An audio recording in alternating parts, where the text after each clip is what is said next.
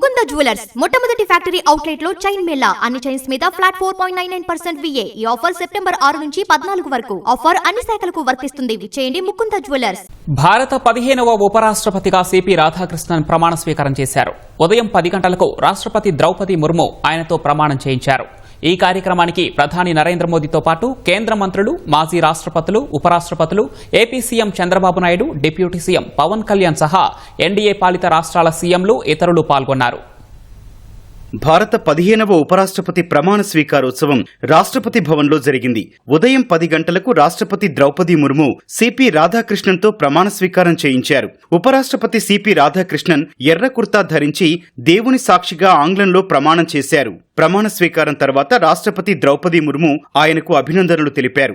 ఉపరాష్ట్రపతి ప్రమాణ స్వీకార కార్యక్రమానికి ప్రధాని నరేంద్ర మోదీ, కేంద్ర మంత్రులు అమిత్ షా, రాజ్నాథ్ సింగ్, నితిన్ గడ్కరీతో పాటు AP CM Chandrababu Naidu, deputy CM Pawan Kalyan, NDA పాలిత రాష్ట్రాల సీఎంలు, ఇతర ముఖ్య నేతలు హాజరయ్యారు. ఇంకా మాజీ రాష్ట్రపతి రామ్నాథ్ కోవింద్, మాజీ ఉపరాష్ట్రపతులు జగదీప్ ధన్కడ్, వెంకయ్య నాయుడు ఈ కార్యక్రమంలో పాల్గొన్నారు.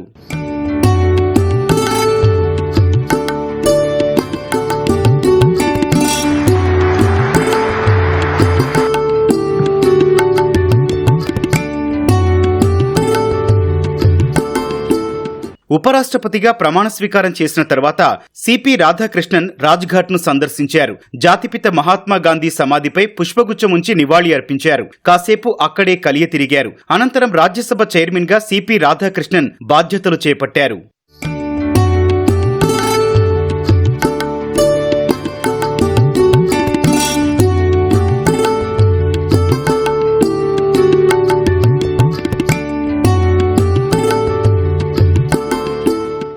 జూలై 21న జగదీప్ ధన్కడ్ ఆకస్మిక రాజీనామాతో ఉపరాష్ట్రపతి ఎన్నిక జరిగింది. ఇండియా కూటమి అభ్యర్థి జస్టిస్ సుదర్శన్ రెడ్డిపై అధికార కూటమికి చెందిన సిపి రాధాకృష్ణన్ 152 ఓట్ల తేడాతో విజయం సాధించారు. ఉపరాష్ట్రపతిగా ఎన్నిక కావడంతో ఆయన మహారాష్ట్ర గవర్నర్ పదవికి రాజీనామా చేశారు. గుజరాత్ గవర్నర్ ఆచార్య దేవవ్రత్ కు మహారాష్ట్ర గవర్నర్ గా అదనపు బాధ్యతలు అప్పగిస్తూ రాష్ట్రపతి ద్రౌపది ముర్ము ఆదేశాలు జారీ చేశారు.